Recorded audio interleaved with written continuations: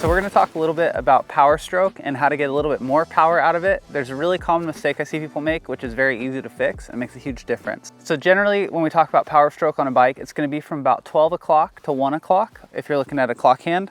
So about 12 o'clock at the top, and then it's gonna basically finish around 5 or 6 o'clock for most people. One thing that I see a lot of people do that can really affect that is that when they go to initiate their Powerstroke, their heels up, so toes pointed down. And when they do this, it makes them wait longer and they don't actually start the Powerstroke until they're about here. So a lot of times you'll hear people go like, vroom, vroom, vroom, vroom, and you can hear it when they're pedaling. It's not a smooth pedal stroke. And so what you can try to do to fix that a bit is actually just drop your heel a little bit more at the top of the Powerstroke, and then you can start putting power down the whole way through. Okay, so April's at the top of her Powerstroke and she has her heel raised, so toes are pointed down. Now put power into your leg and see what happens. You feel how awkward that feels? Yeah, which is normal for me. This is a really common problem that she struggles with, which is ankle mobility. And so for April, it kind of like at the top of her pedal stroke, it's just easier to have her heel raised, but it robs you of so much of your Powerstroke. So now let's go ahead, same thing. Crank is up at the top, heel is flat or even slightly dropped, and now do a little press. Can you feel a difference? Way easier. It felt like I had just more power and it almost wanted to wheelie. Yeah. So basically what we're gonna do is just focus on at the top, especially when you're in a technical section or technical climbing.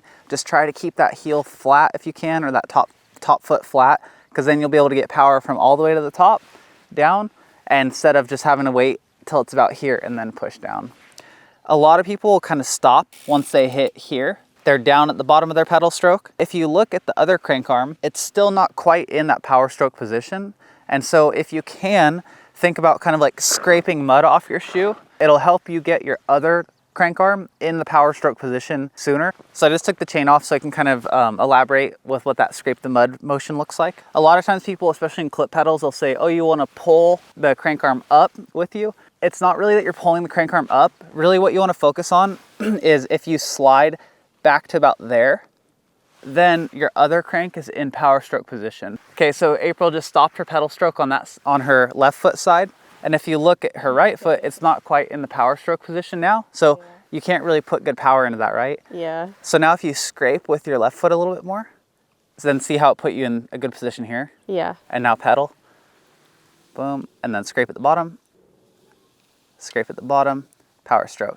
So that's how you pedal like a smooth circle. So basically all you're trying to do is that little extra scrape at the bottom that gets you maybe from 5 o'clock p.m. to about, what would that be, 7 o'clock? And then that creates your crank arm at the top at around 1 o'clock, and then that makes it easier to get the Powerstroke. So you just kind of keep doing that over and over again.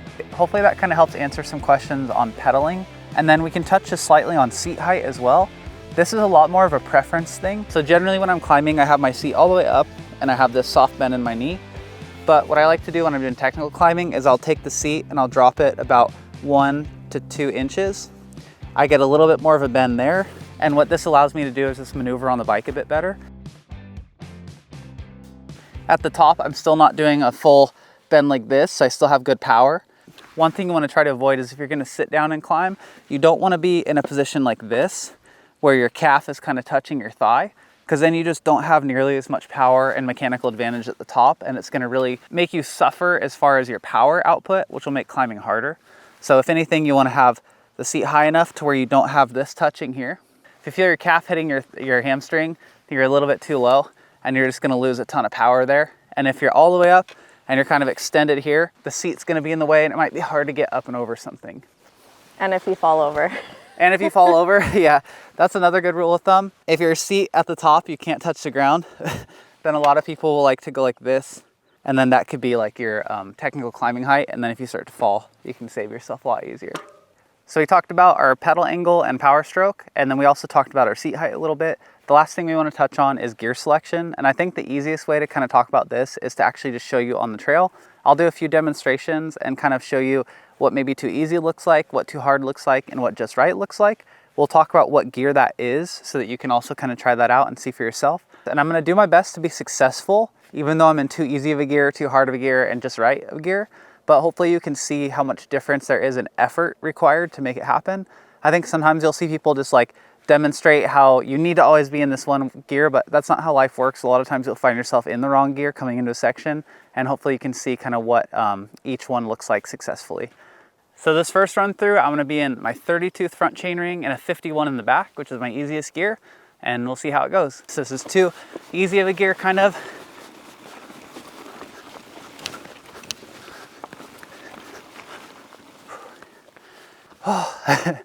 So I was able to make that work, but it got my heart going a lot, like my cardio is just going, 'cause I'm doing a really fast spin.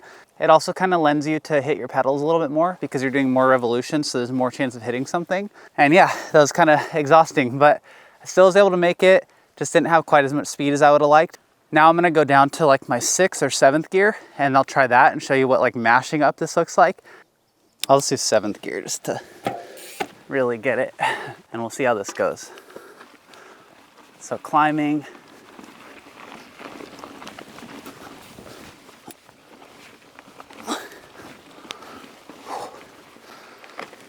So again, I was able to make it work, but I'm kind of exhausted on that one too. That was a lot more muscle work, and I was kind of like grunting, trying to push through it. I felt like my core was engaged a lot more, and my legs were firing a lot more. There's no right or wrong way to do it. Some people love to be in an easy gear, some people love to be in a hard gear. Personally, for me, I like to be in kind of that, on a slope this steep, like 3rd or 4th gear. Get that nice smooth pedal. It helps me not feel as taxed, and it kind of helps me just get up the features a lot easier. So now I'm in 3rd gear. This is gonna be a little bit more of like the just right for me. So now I'm gonna drop in. Got a nice, smooth, consistent pedal stroke.